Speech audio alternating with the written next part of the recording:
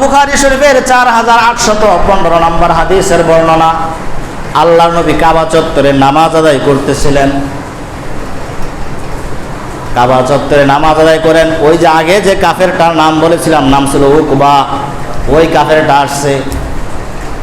আসার পরে বলে, মুহাম্মদ তোমার কি আর কোনো কাজ নাই? সারাদিন খালি মানুষকে দাওয়াত দাও, সারাদিন তুমি মূর্তির সমালোচনা করো, আমাদের বাপদাদাদের তুমি নিন্দা করো, আর কি তোমার কোনো কাজ নাই?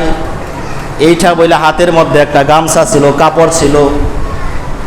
এই কাপড়টা নিয়া লাওয়াফি উনুকিহি, নবীজির গর্দানের মধ্যে, গলার মধ্যে এই কাপড়টা পেঁচাইছেন। উকবা ইবনে আবি মুআইদ নবীজির এই গলার মধ্যে কাপড় পেঁচাইছেন। কাপড় পেঁচাইয়া ফাখানাকাহু বিহি খানকান শাদীদা, দুই দিকে এমন জোরে টান দিছে, আল্লাহর নবী কাবার প্রান্তরে কাপড়টারে গলার মধ্যে পেঁচাইয়া দুই দিকে এমন জোরে টান দিছে, মনে হচ্ছে আল্লাহর নবী ফাঁসিতে ঝুলতেছে। ফাঁসির রোগীর যে অবস্থা হয়, আল্লাহর নবীর চেহারাটার এই অবস্থা হয়ে গেছে। আল্লাহর নবীর চেহারাটা লাল হয়ে গেছে। আবু বকর রাদিয়াল্লাহু তাআলা আনহু দৌড় দিয়ে আসছে। আসার পরে উকবা ইবনে আবি মুআইদকে ধাক্কা দিয়া ফেলাইয়া দিছে।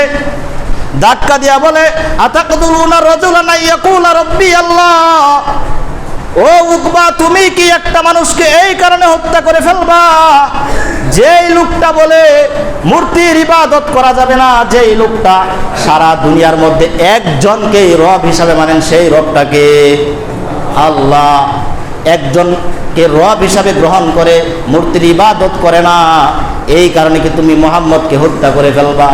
ওয়াকাদ জাআকুম বিল বাইয়িনাতি মির রাব্বিকুম, তিনি তো তোমাদেরকে কোনো বানিয়ে কথা বলেন না। মূর্তির ইবাদত যে করা যাবে না, এটাও তিনি কোরআন হাদিস থেকে দলিল দিয়ে তোমাদেরকে বুঝাইছেন, দলিল নিয়ে আসছেন, দলিল সহ বলছেন।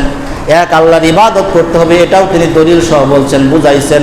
তারপরেও তোমরা শুধু তোমাদের মূর্তির ইবাদত করে না, এই জন্য তোমরা একটা মানুষকে হত্যা করতে চাও। আবু বকর তাকে ধাক্কা দিয়ে ফেলাইয়া দিলেন। নবীজি মুহাম্মদকে উদ্ধার করলেন। শুধু এটা না, তারা সময়ে সময়ে হকের আওয়াজকে স্তব্ধ করে দেওয়ার জন্য নবীজিকে কয়েকবার পর্যন্ত হত্যার চক্রান্ত, ষড়যন্ত্র তারা করেছে।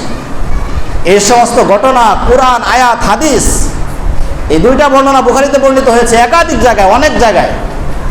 তো এই সমস্ত ঘটনার দ্বারা বোঝা যায়, যারা দাওয়াতের কাজ করবে তাদেরকে মানুষ তুচ্ছ-তাচ্ছিল্য করবে, তাদেরকে অপমান করবে, তাদেরকে জেলে নিবে, রিমান্ডে নিবে, ফাঁসি দিবে, তাদেরকে হত্যার ভয় দেখাবে, কিন্তু দাওয়াত থেকে ফিরে আসা যাবে না। দাওয়াতের কাজ করতে হবে, দাওয়াত থেকে ফিরে আসা যাবে।